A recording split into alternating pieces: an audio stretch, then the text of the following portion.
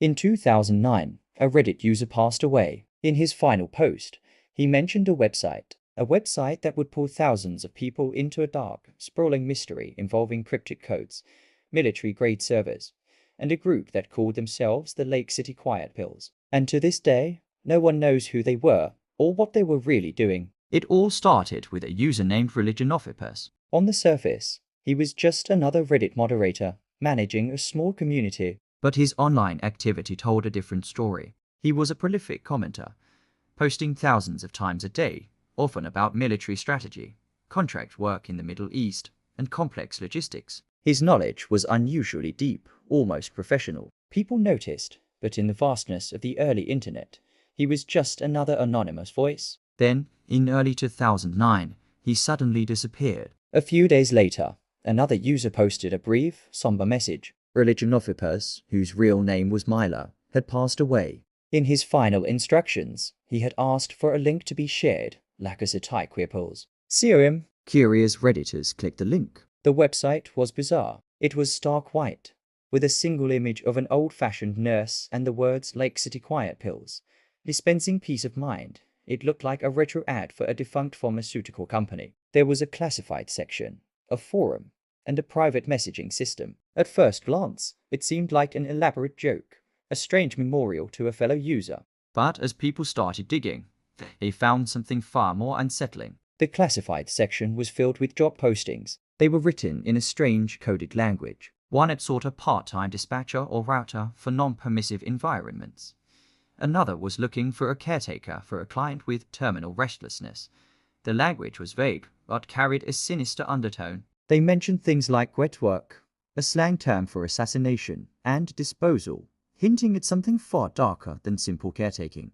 The listings were for locations all over the world: Dubai, Yemen, Panama City. The requirements were specific: military experience, fluency in multiple languages, and a willingness to operate in high-risk zones. The deeper people explored the site, the stranger it became. The server hosting the website was a military-grade server, the kind used by government agencies to protect sensitive information. It wasn't something a casual user could set up. This wasn't a joke. This was a professional operation. But for what? The name itself, Lake City Quiet Pills, was a clue. Researchers traced Lake City to the Lake City Army Ammunition Plant, one of the largest small arms ammunition manufacturers for the U.S. Army. Quiet Pills seemed to be a grim euphemism for bullets. The name suggested a group involved in armed conflict, perhaps mercenaries or a clandestine intelligence unit. The central figure in all this was the man they called Milo, or Religionophipus. Users pieced together his digital footprint. He was an American expat living in the United Arab Emirates. He claimed to be a veteran, a fixer who arranged logistics for private military contractors. His posts were a mix of mundane chatter and highly detailed discussions of tactical gear, covert operations, and a grey world of private security in war zones. He seemed to be the recruiter, the one who vetted new members and managed the front end of the operation. He ran the Lake City Quiet Pills website as a communication hub, a place where this shadow organization could coordinate its activities away from prying eyes. One of the most chilling discoveries was a series of messages from 2011. An anonymous user on the site, believed to be Milo, posted a cryptic message. Tomorrow, we send a loud message to the world. The next day, Mahmoud Mabhor, a senior Hamas military commander, was assassinated in his hotel room in Dubai.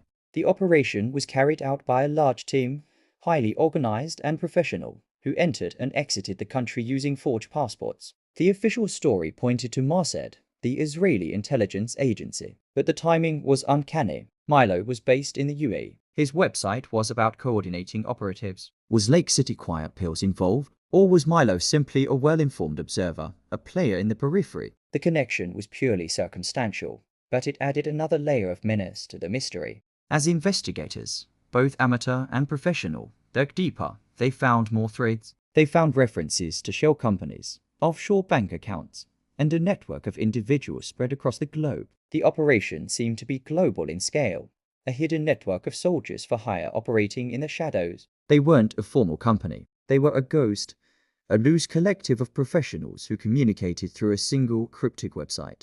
They were a digital age mercenary guild. But the more people learned, the more questions they had. Who was funding them? Governments. corporations, wealthy individuals, and what was their ultimate goal? Then, in 2012, 4 years after it first appeared, the website went dark. It vanished as suddenly as it had arrived. All the classifieds, all the forum posts, all the messages gone. The server was wiped clean. The digital ghost had disappeared. It left behind a trail of breadcrumbs that led to 100 different theories, but no concrete answers. Some believe Lake City Quiet Pills was a front for a government intelligence agency, a way to recruit deniable assets for black opium missions. Others think it was a private military company that used the internet to stay off the books. A few even suggest it was an elaborate alternate reality game, a complex work of fiction designed to look real. But the level of detail, the military-grade server, the real-world connections, it all felt too real for a game. Milo, the man at the center of it all,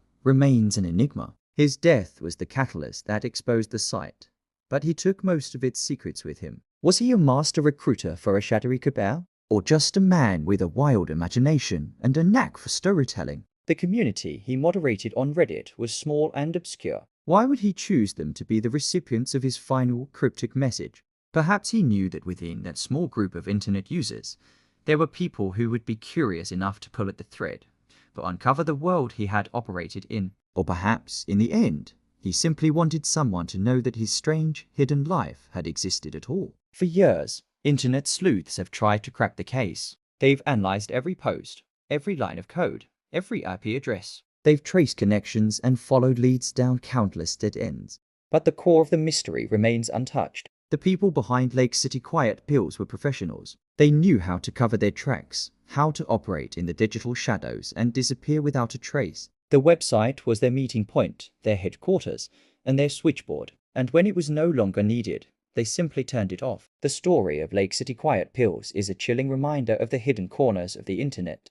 It shows us that beneath the surface of social media and public forums, there are other worlds operating by different rules. It's a place where spies can recruit, mercenaries can find work, and secret wars can be organized with a few clicks and a coded message. The website is gone, but the questions it raised are still there, hanging in the digital ether. Who were these people? What missions did they carry out? And how many other sites like this exist right now, hidden in plain sight? We may never know.